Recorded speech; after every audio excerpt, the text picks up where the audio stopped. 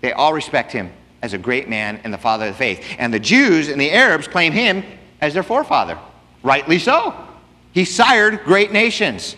God said, I will sire a great nation through you. He got nations. And I will make your name great. He is one of the most well-known names in human history. Right up there with Jesus. Everybody knows who Abraham is. Hey man, when God makes a promise and he fulfills that promise, he does it in spades.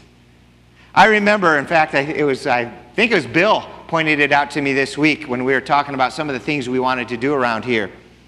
And we were talking about leadership qualities that we need on our group to round us off, to make us a good leadership team. And we were thinking, well, maybe we should pray for this and this. And he said, well, maybe we're praying too small. He said, remember, we were praying for a building. We just wanted something a little bigger than what we had. And look what God did for us. Let's not forget who we're talking to when we pray, people. Nothing's too hard for the Lord. As long as we're not praying for selfish motives, trust God for the biggest and the best. As long as it's not for covetousness, that's what he can provide. So, all the stuff I'm sharing with you about Abraham, you think he had the silver spoon. Everything's good. He knows God face to face. I mean, God's made these great promises to him. He's becoming rich and famous. His offspring are going to bless the world. And in that culture, knowing that you're the father of the most famous person in all of human history, that's a thing of pride right there. But something goes wrong with Abraham. It's in the same chapter. Look what happens. I'm in verse 11 now, chapter 12. As he was about to enter Egypt, see, there was a famine in the promised land. So he went down to Egypt. As he was about to enter Egypt, he said to his wife Sarai, I know what a beautiful woman you are. And when the Egyptians see you, they'll say, this is his wife. Then they'll kill me, but let you live. Tell them you're my sister, so that I'll be treated well for your sake, and my life will be spared because of you. So when Abram came to Egypt, the Egyptians saw that she was a beautiful woman, and when Pharaoh's officials saw her, they praised her to Pharaoh, and she was taken into his palace. The father of faith, one of the most revered men in human history and praised and quoted in the Bible, shown as our example in the Bible, went without even knowing where he was going. Couple verses later, turns around, lies about his wife, and is scared to death for his life. Dude, what happened to your great faith? You know God said he's going to multiply you and bless you. He can't do that if you're dead. What are you scared about? You should be proud she's your wife. Tout it. You got nothing to worry about. What happened to his faith? His faith faltered. And if the greatest man in human history for faith, if his faith can falter, cut yourself some slack if your faith falters. Don't beat yourself up. Don't think poorly of yourself. God knows we're but dust. He loves Abraham. And he loves you. And he respects Abraham's faith. And he respects yours. And when you falter, what if I stumble? What if I fall? What if I make fools of us all? Just get up. Apologize and walk again, because some of Abraham's greatest moments are yet to come. Don't ever worry about disappointing God that he can't use you or love you anymore. You are not that influential that you can do that to God. God's bigger than that.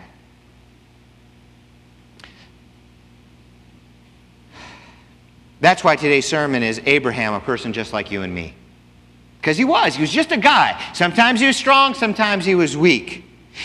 And as you read through his life story in Genesis, and he takes a good portion of Genesis, we will see this cycle in his life when sometimes he's strong, sometimes he's weak. The Bible gives us back and forth, back and forth.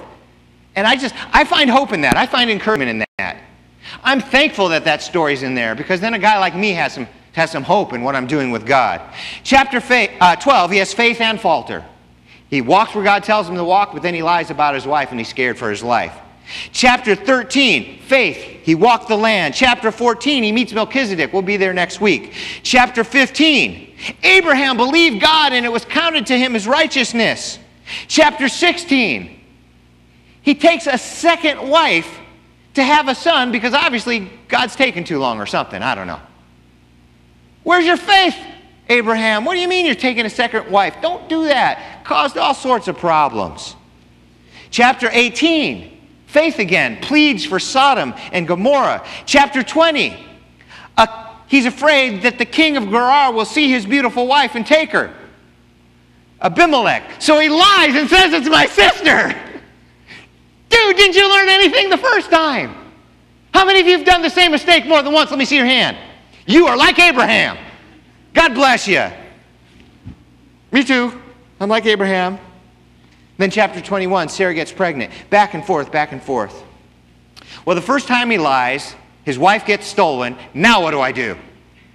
How am I going to get her back? You know, that stupid act led to more stupid problems. Well, I guess I don't have a wife anymore. Well, God made some promises, if you'll recall, so God had to get her back. Listen how he does it. Verse 16. Pharaoh treated Abram well for Sarai's sake, and Abram acquired sheep and cattle, male and female donkeys, men servants and maid servants and camels. Pharaoh just kept giving him presents. Oh, I want your sister. But the Lord inflicted serious diseases on Pharaoh and his household because of Abram's wife Sarai. So Pharaoh summoned Abram. What have you done to me? He said. Why didn't you tell me she was your wife? Now, the Bible doesn't tell us how he found out. But somehow, God cursed the household. They inquired, they learned. Why did you say she's my sister so that I took her to be my wife? Now then, here's your wife. Take her. Go! Pharaoh gave orders about Abram to his men, and they sent him on his way, and his wife, and everything he had. It wasn't Pharaoh's fault. I mean, he was an idiot. Going around snagging somebody's sister even wasn't right. But still, it was really Abraham's fault. Sometimes when we disobey God, we hurt other people. We think we're saving ourselves grief, but we cause ourselves more grief and other people grief. God's way is always best. But God had just said, I will bless those that bless you, and I will curse those that curse you.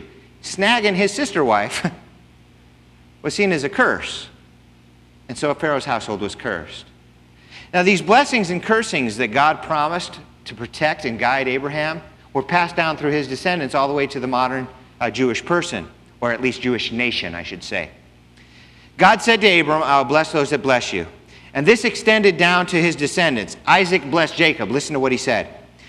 May those who curse you be cursed, and those who bless you be blessed. See, it's part of the covenant. When Abraham dies, he passes it down to Isaac. When Isaac dies, he passes it down to Jacob, and the covenant goes through with the blessings and the cursing. Here's Jacob's promise. Your descendants will be like the dust of the earth, and you'll spread out. All people on earth will be blessed through you. The same promise he gave to Abraham. So it's a package deal. Now, there's this well-respected, well-known editorialist. He's conservative, so he writes from a conservative political perspective. And oddly enough, he's also Jewish, not a believer.